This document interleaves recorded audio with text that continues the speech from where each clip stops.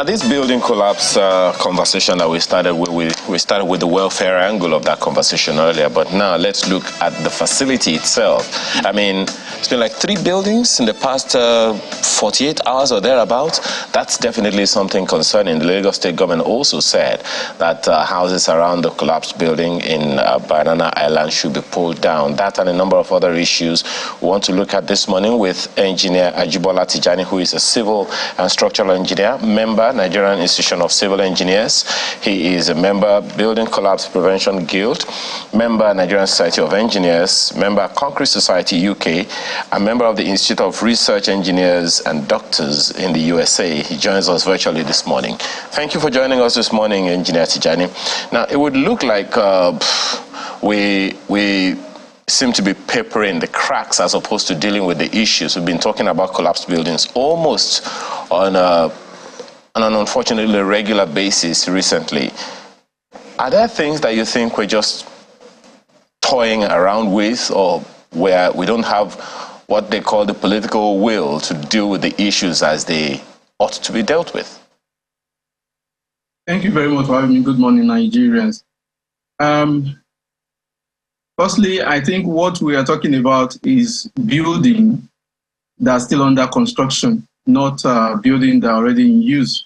And that should make every one of us to be on our feet, because a building that is under its own weight is given weight for no reason. The political will has to be there from the government, and I think recently we've seen that effort after the collapse of the 21-story Ikoyi building. The principal actor, they are the developer, the engineers, and the people representing government, the building agency and the planning agency.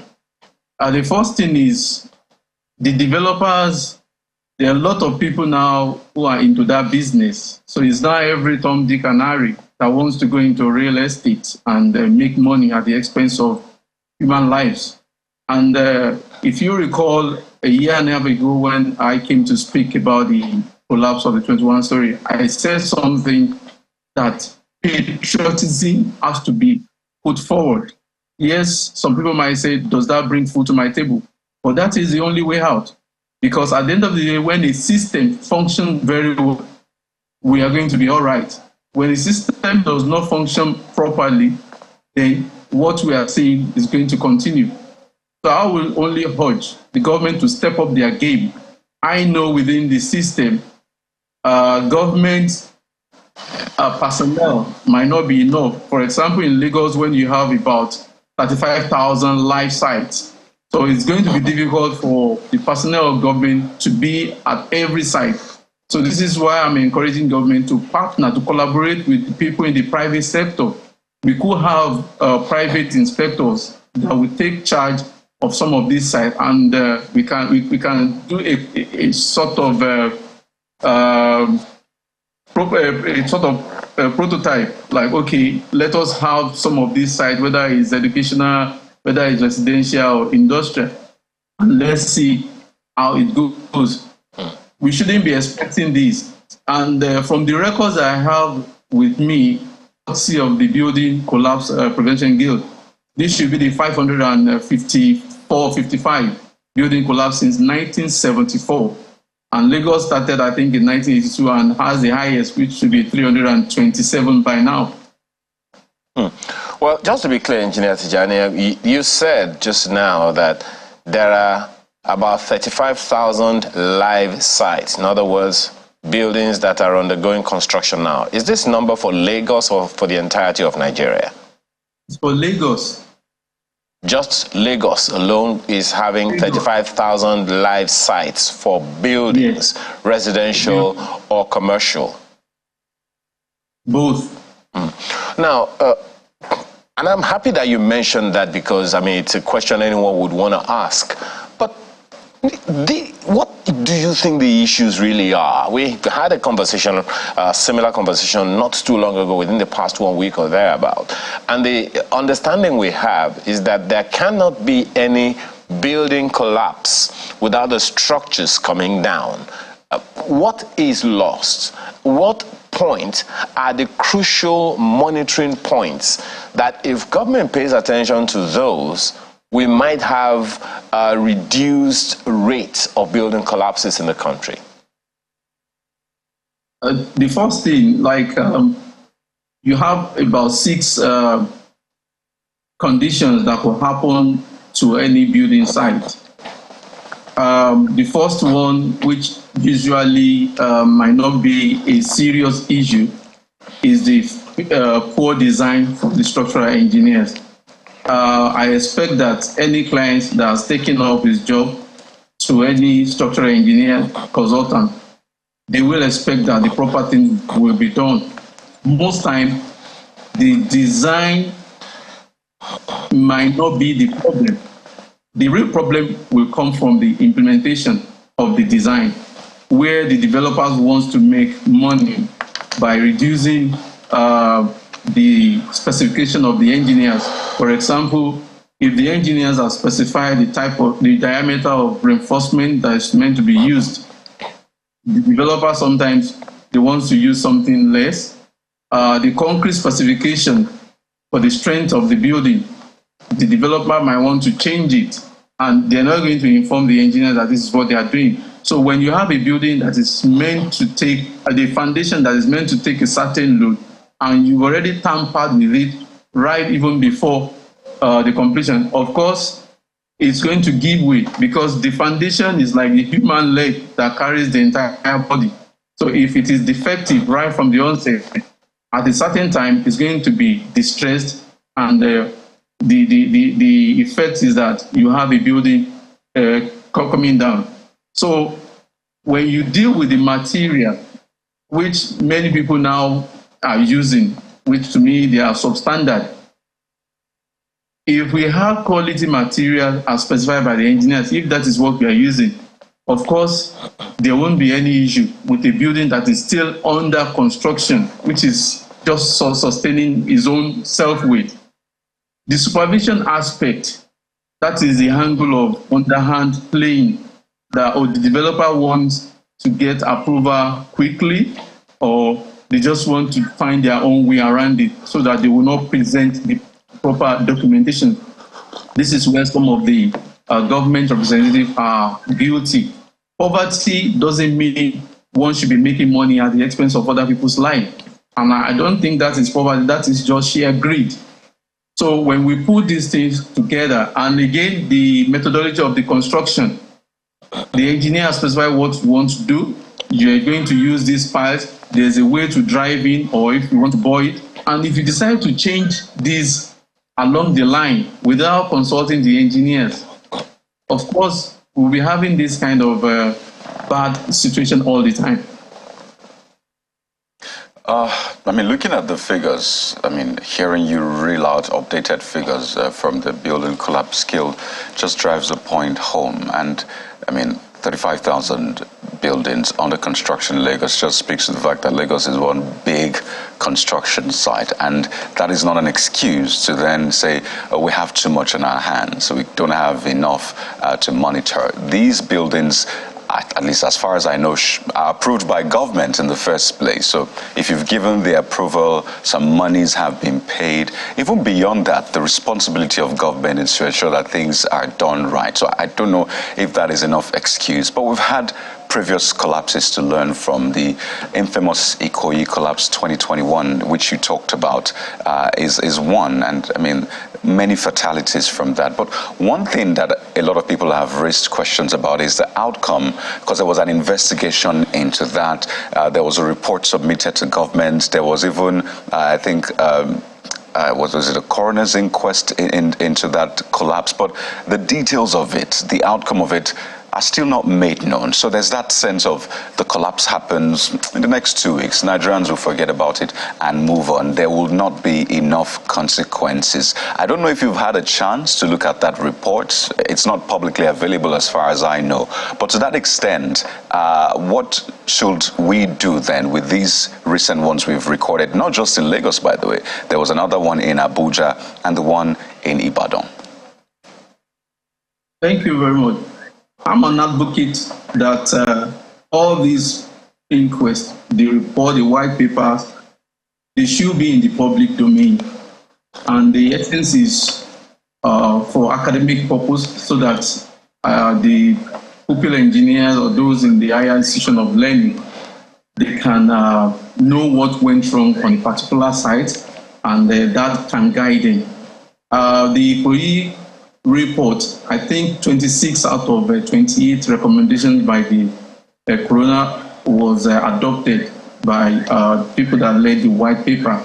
And I think that is something that we can applaud. But the implementation, based on what I read, a bit of it I read in the newspapers, I think government has started implementing them, though some of them might not be visible to us, like the recommendation to discipline some of the agency staff of the state, and then the recommendation that some of the engineers, architects, and planners that were involved in shady deals be recommended for discipline action by their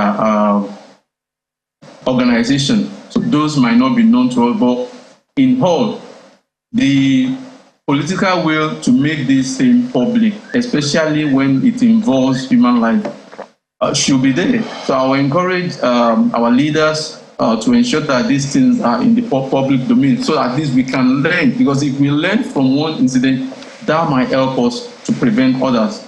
The recent collapse at Banana Island is another issue, and I've seen the political will to do something on the part of the government. But beyond that, we need to make a statement that this will never repeat itself. About the number of construction sites, it is not all of them that are brought to the agencies of government. There are sites that probably the agency wouldn't even know, maybe in accessibility space, or the developer just felt, well, our site is in a place where they might not even know that something is going on. But it might be a collaborative effort with some of the personnel of state government as well. So it's something that is encompassing. All of us are involved. Those that are selling the building materials, the developers, the engineers, the supervisors, and the government agencies. Well, all of us come out from our hood and condemn what is happening and do what is right. Well, we can't continue this environment with building. Absolutely, engineer. And it just, it beats my mind that a developer will override a professional, an engineer, for example, someone who studied buildings, how to ensure that buildings stand for centuries. Just beats my mind. But I want to speak for a lot of Nigerians who are not professionals now. They just want to rent a house, buy a building. They don't know the history. They don't know what went into it. These buildings are made, the finishing, they usually look very nice, painted well, lovely fittings, but you can't start breaking the walls to try to check the concrete or check, the iron fittings and all of that. So is there a way that those who want to rent buildings, because all of us, at least once a day, you have to step into a building to either work, sleep, so we can't do without buildings, at least for now. So is there a way to know that or ascertain that this building I want to rent, or I want to buy, or whatever is, and it's met the requirements? Is there like a process to ensuring that, do they get certificates at the end of the day that at least you can show and say this building indeed passed all of the stages and the right forms of equipment and materials were used? Yeah, the building control agency, they are statutory agency of government that gives certificate of occupancy to completed building. And for those who wants to rent an accommodation, I would recommend that they get a service of an engineer whenever they want to go and do the viewing, because in any environment, there will always be an existing building, especially the built-up area. So the engineer could look around and identify any issue with adjoining properties. And you might see some cracks on some.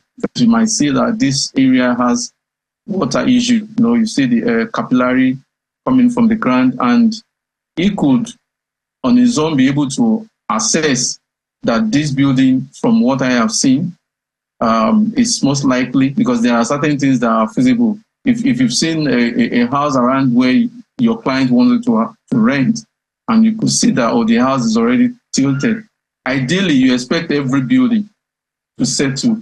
But what we always try to avoid is differential settlement. So during the lifetime of a building, it has to settle. But once you notice differential settlement has happened, you see some noticeable cracks that are structural, not the cracks that maybe as a result of poor plastering or rendering, then that engineer should be able to advise the client. I have done that in some places for some people, and took the advice very serious. So we shouldn't just because we needed a place to put our head to take that risk. Some risks are unreasonable, and I think the best thing is to consult an engineer to help you do the viewing, to assess that area. So when you enter a building, you can feel whether the building is habitable or not. Some houses that you're going to enter without the AC, you could even feel like, this place is cool. So that means around that area, there is probable water ingress coming from the foundation. So I'll suggest that people should get the service of a professional when they want to rent a place. Engineer Tijani, where you are, there are like building codes and guidelines for practically everything. I mean, you plant a tree in front of your house and you want to cut it down, you have to inform the government that will send someone to come and either do the cutting themselves or monitor how you're even going to cut down that tree or uproot it. You mentioned about over 35,000 live sites in Lagos. And I can imagine how many live sites there are in Abuja, where there are all manner of estates popping up here and there, and most of them are empty. The question will be, how do you think the development control authorities in the country, in Nigeria, should go about ensuring that these buildings, old or new, the old ones are refurbished and the new ones are effectively constructed? How do you think they should go about this? Besides the fact that you mentioned there should be sort of like a private partnership with government to ensure that these checks are done effectively. Like I said earlier, that collaboration is sacrosanct. It has to happen, even in the developed world. It has to happen. When you look at civil servants, they have the time they resume and the time they close. So after the closing hour, what happened? Like what happened in Apapa, the partial collapse island, the site was actually sealed up after several warnings from the agency of government. But these people kept on working. They broke the seal. So if you have this collaboration with the private sector, they probably might work at the time, more than what the normal civil servant does work. And they could send out some of their staff to oversee what is going on that site. So I will encourage that the regulatory body, without wasting much of the time, get involved the service of consultants, call in some of these people that are willing to partner with government, assess them, give them certification, and including some of the sites where they use the ready mix. My suggestion about that is government should have a kind of electronic system where you enforce that all the companies that are involved in the ready-mix concrete production, they are enrolled, and before they take this to any site, they have to seek approval from the building agency. For example, if a developer wants to cast maybe in 2 days' time, if you make the process seamless, the company that is engaged will get approval from the government agency. And this will show whether that concrete should go in there or not. For example, the Apapa place, if the concrete company knew that this place is under investigation or has been sealed up, they wouldn't dare to take any concrete to their site, or the one that happened in Banana Island. If you know there's any infraction then you wouldn't dare to. And if they do that, government should sanction that company. You can leave the developer. The developer cannot do anything without these people. So if a company that is producing concrete is dealt with, then they will sit tight and will be able to at least control some of these happenings. All right, thank you so much. We've been speaking with Engineer Ajibola Tijani, a civil and structural engineer who joined us virtually from the US. Thank you this morning. Sunrise State will be back in a moment to look at something else. Just stay with us.